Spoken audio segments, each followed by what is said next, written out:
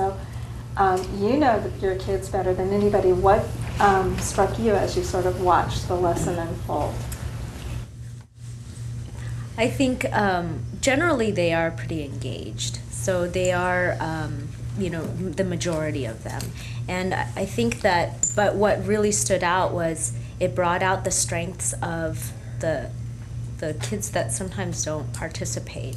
So I would say, I assumed that the higher kids would be all over those problems, but it was generally sort of the middle range kids that spoke the most, and they were really engaged. They loved the manipulatives. So that was one of my surprise, was I can't believe some of the kids would never, I might have to pull out sticks to get them to talk. They were so excited to contribute. Also, I noticed that there were so many, they really showed today the different range of thinking, the different ways of thinking. For example, the Valerie and Cindy's problem. My boy who has, I think he has attention problems, he said, "Oh, it's all messy, I don't understand that one." However, another student said, "I like the one that was in diagonal." So it was the thought processes, how they think.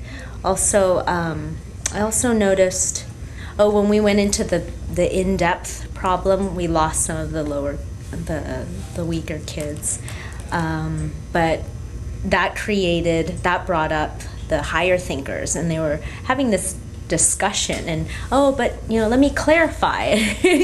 So that really, those are moments that really are strong in my class, because they have been together for a long time. So that is what their strengths are. So they like going into deeper thinking, and so this allowed them to show off.